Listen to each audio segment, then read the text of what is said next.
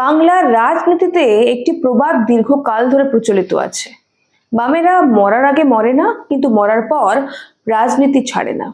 বিগত কয়েক বছরের ঘটনাক্রম অত্যন্ত গভীরভাবে বিশ্লেষণ করলে দেখা যায় ভারতের কমিউনিস্ট পার্টি বা সিপিএম আজ এমন এক দেউলিয়া অবস্থায় পৌঁছেছে যেখানে তাদের কাছে গণ আন্দোলনের কোনো মৌলিক বা নীতিগত ইস্যু আর অবশিষ্ট নেই। ফলে তারা এখন প্রতিটি অপমৃত্যুকে রাজনৈতিক অ্যাঙ্গেলে মেপে দেখছে।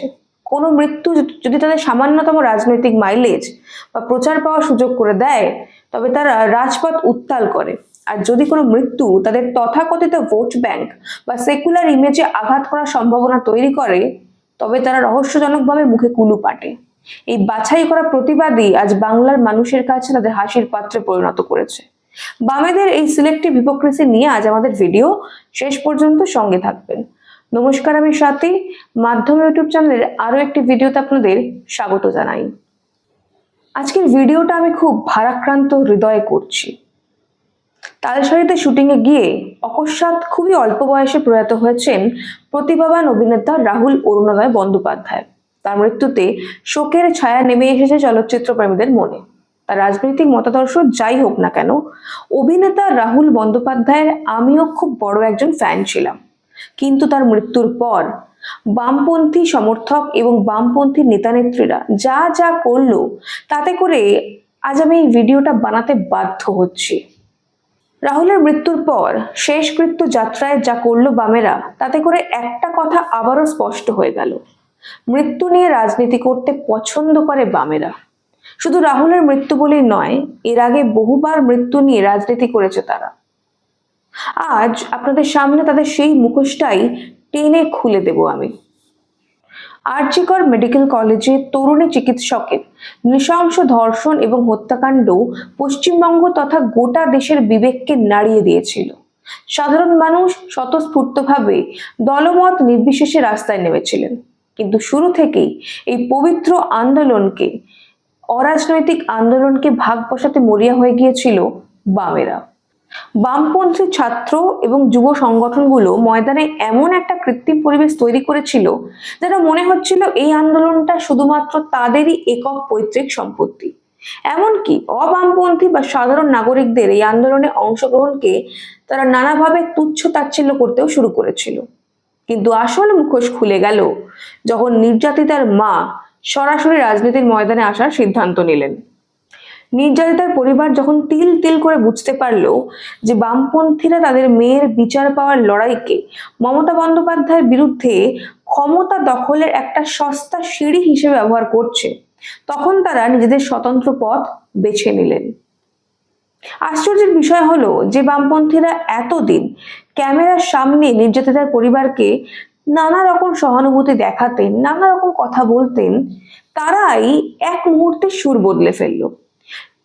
অভয়ার পরিবার যখন বিজেপিতে যোগ দেওয়ার বা নির্বাচনে লড়াই করার ইঙ্গিত দিয়েছিল, তখন সোশ্যাল মিডিয়ায় বামপন্থী বুদ্ধিজীবীরা এবং যারা সাইবার যোদ্ধা রয়েছে, ওই শোকাতুর বাবা মাকেও কদর্য ভাষায় আক্রমণ করতে দ্বিধা করলো না। এমনকি এক ধাপ এগিয়ে তারা অভয়ার বাবা মায়ের এই শোককেও ব্যঙ্গ করতে ছাড়েনি।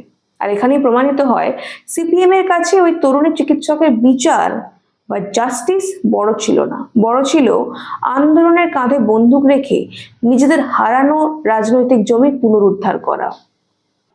বামেরা কিন্তু আবার সব মৃত্যু নিয়ে রাজনীতি করে না। যেখানে তাদের রাজনৈতিক ফায়দা হবে তেমন মৃত্যু নিয়েই রাজনীতি করে তারা।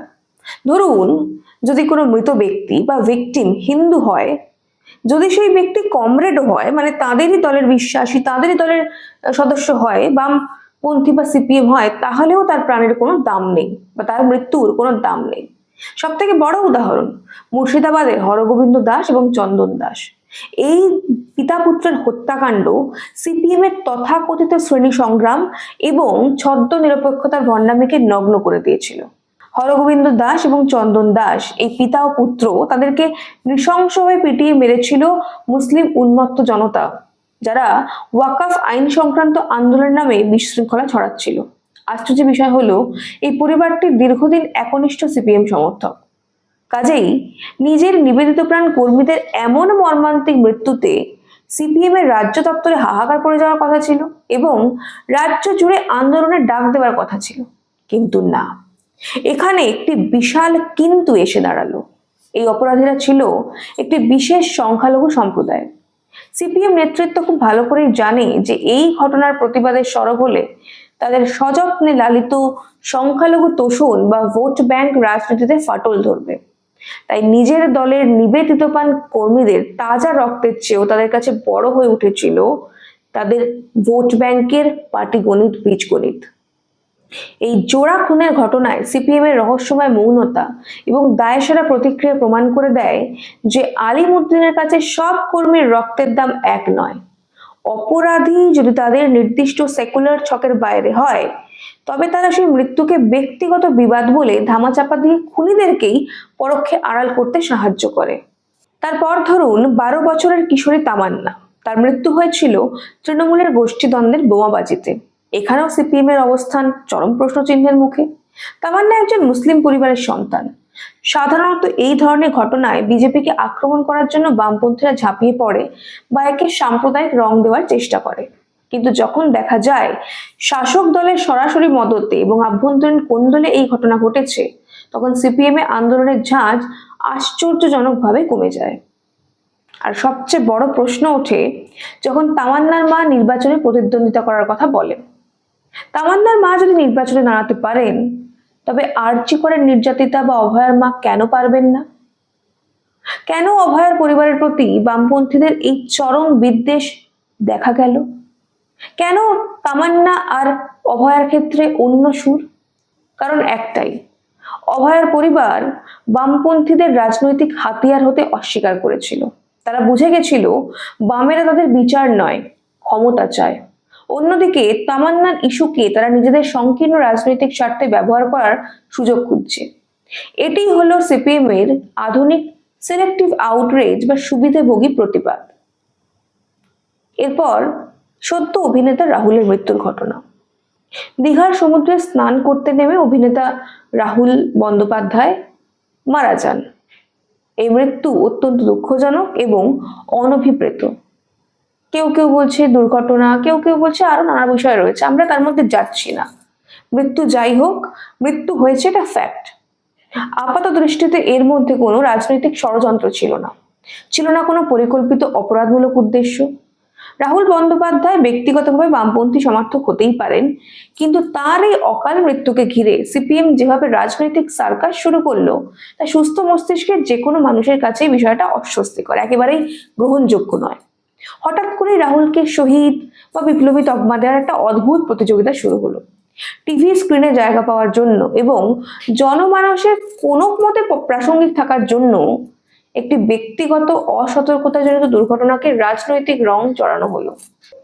কেন একজন দুর্ঘটনা কবলিত মানুষকে রাজনৈতিক শহীদ বানানোর প্রয়োজন পড়লো? উত্তর একটাই, সিপিএম এর হাতে এখন কোনো জনমুখী ইস্যু নেই। তারা মানুষের পেটের টান, বেকারত্ব, কর্মসংস্থান বা প্রকৃত উন্নয়ন নিয়ে কোনো সঠিক দিশা দেখাতে পারছে না। তাই তারা লাশের মিছিল করে মানুষের আবেগকে উস্কে দিয়ে টিআরপি বাড়াতে চাইছে। রাহুল কোনো আন্দোলনের শিকার ছিলেন না, তিনি নিজের অসতর্কতার বলি হয়েছিলেন। কিন্তু সিপিএম তাকে নিয়ে যে উন্মাদনা করলো, তাতে করে মৃত ব্যক্তির প্রতি এক ধরনের চরম অসম্মানই বলা চলে। আর আমার সব থেকে খারাপ যে বিষয়টা লেগেছে, সেটা হচ্ছে রাহুলের পরিবার, তার স্ত্রী এবং মা বিশেষ করে চাননি যে রাহুলের মৃত্যুকে ঘিরে কোনো রকম আড়ম্বর হোক। তারা চেয়েছিলেন ময়না তদন্তের পর হাসপাতাল থেকে তার মরদেহ সরাসরি শ্মশানে নিয়ে যেতে। এই যে সার্কাসটা হলো, এতে করে রাহুলের স্ত্রী বা মা বিষয়টা খুব ভালোভাবে দেখলেন। আমি তো দেখলাম স্পষ্ট, একজন বামপন্থী নেতা দাঁত বার করে হাসতে হাসতে নাচতে নাচতে স্লোগান দিচ্ছেন। এই দৃশ্য কি রাহুলের ছেলে সহজের যখন চোখে পড়বে কিংবা তার স্ত্রীর যখন চোখে পড়বে তাদের ভালো লাগবে? উপরের এই 4টি ভিন্নধর্মী ঘটনা বিশ্লেষণ করলে একটি নগ্ন সত্য পরিষ্কার হয়ে যায়। সিপিএম এর বর্তমান রাজনীতি এখন আর কোনো সুনির্দিষ্ট মার্ক্সবাদী আদর্শের উপর দাঁড়িয়ে নেই, বরং এটি পুরোপুরি সুবিধাবাদের উপর দাঁড় পড়ে গেছে। এখন অভয় আন্দোলনের সময় বামেরা বিচার চায়নি, তারা চেয়েছিল কেবল রাজনৈতিকভাবে প্রাসঙ্গিক থাকতে। তারা চেয়েছিল মমতার বিরুদ্ধে জনরোষকে বিভাজিত করে মমতাকে সুবিধে পাইয়ে দিতে, আর দিনের শেষে তারা সেটাই করতে সফল হয়েছিল। আর সেটা অভয়ার পরিবার ধরে ফেলতেই তাদের যত রাগ। মুর্শিদাবাদে তারা মুখ বুজেছিল, কারণ খুনিরা তাদের তথাকথিত সেকুলার ভোট সমীকরণে বাধা হয়ে দাঁড়িয়েছিল। অর্থাৎ খুনিকে খুনি বলতেও তাদের ভোটের ভয়। তামান্নার ক্ষেত্রে তাদের অবস্থান দোদুল্যমান এবং সম্পূর্ণ রাজনৈতিক উদ্দেশ্য প্রণোদিত। আর রাহুলের ক্ষেত্রে তারা চরম সুযোগ সন্ধানী। একটি স্বাভাবিক মৃত্যুকে শহীদের মর্যাদা দিয়ে তারা আসলে নিজেদের দৈন্যতা প্রকাশ করেছে। সিপিএম এর এই চরম দ্বিচারিতা পশ্চিমবঙ্গের মানুষ অবশ্য খুব ভালোভাবেই ধরে ফেলেছেন। যখন কোনো রাজনৈতিক দল আদর্শের লড়াই ছেড়ে কেবলমাত্র লাশের উপর ভিত্তি করে টিকে থাকতে চায়, তখন তাদের চূড়ান্ত পতন আর কেউ আটকাতে পারে না। যারা নিজের একনিষ্ঠ কর্মীর খুনের বিচার চাইতে ভয় পায় এবং ধর্মের সমীকরণ দেখায়, আবার নিছক দুর্ঘটনাকে শহীদি বানাতে ব্যস্ত হয় সস্তা প্রচারের লোভে, তাদের হাতে বাংলার ভবিষ্যৎ কতটা নিরাপদ তা আজ বড় প্রশ্ন। বা তাদের ভোট দেওয়া কতটা নিরাপদ সেটা আজকের বড় প্রশ্ন। বাংলার সাধারণ মানুষ এখন আর সুইচ অন সুইচ অফ প্রতিবাদে বিশ্বাস করে না। সিপিএম এর এই ভণ্ডামিপূর্ণ রাজনীতি আজ তাদের ইতিহাসের আস্থা করে নিক্ষেপ করার উপক্রম করেছে। তাদের ঝুলিতে এখন কোনো প্রাসঙ্গিক ইস্যু নেই, আছে কেবল ঘৃণ্য রাজনীতির হীন কৌশল এবং লাশের উপর দাঁড়িয়ে নিজেদের প্রাসঙ্গিকতা ধরে রাখার এক করুণ প্রচেষ্টা।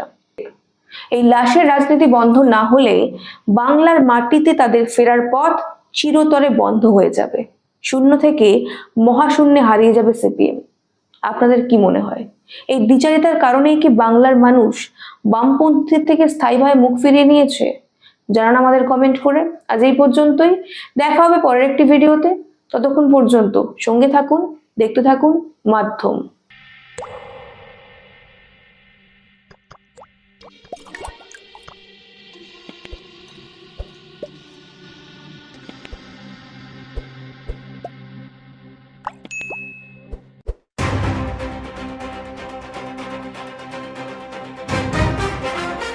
मोदी जी का विजन और उसे धरातल पर उतारने का संकल्प, डॉक्टर मोहन यादव का मिशन, प्रगति की नींव सड़क।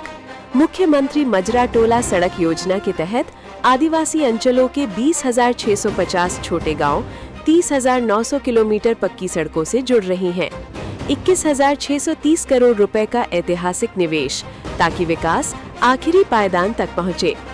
राष्ट्रीय राजमार्ग प्राधिकरण और मध्य प्रदेश सड़क विकास निगम के बीच 1 लाख करोड़ रुपए का MOU, लगभग 4,000 किलोमीटर नई सड़कों का निर्माण मध्य प्रदेश भारत की ग्रोथ लाइन पर। प्रधानमंत्री ई-बस सेवा योजना के अंतर्गत 550 से अधिक शहरी ई-बसें, स्वच्छ परिवहन, स्मार्ट मध्य प्रदेश। प्रधानमंत्री नरेंद्र मोदी के नेतृत्व में सतना, दतिया और रीवा एयरपोर्ट का शुभारंभ। अब मध्य प्रदेश हवा में भी तेज। इंदौर मेट्रो शुरू, भोपाल मेट्रो जल्द। 100% रेल विद्युतीकरण, 14,745 करोड़ रुपए का रेल इंफ्रास्ट्रक्चर बजट, प्रगति की नई पटरी। सड़क, रेल और हवाई कनेक्टिविटी अब सिर्फ सफर नहीं, रोजगार का रास्ता बन रही है। मुंबई दिल्ली इंडस्ट्रियल कॉरिडोर से जुड़ता मध्य प्रदेश निवेश, उद्योग और युवाओं के भविष्य का नया केंद्र। 18,036 करोड़ की इंदौर मनमाड़ रेलवे लाइन, व्यापार, परिवहन और विकास को नई गति। मध्य प्रदेश अब संभावनाओं का पावर हाउस। प्रधानमंत्री नरेंद्र मोदी का विजन, आत्मनिर्भर भारत। मुख्यमंत्री डॉक्टर मोहन यादव का मिशन, हर जिले तक विकास, हर नागरिक तक विश्वास। नया मध्य प्रदेश, जहां अधोसंरचना बने आधार और विकास बने पहचान। विकास, विश्वास, भविष्य।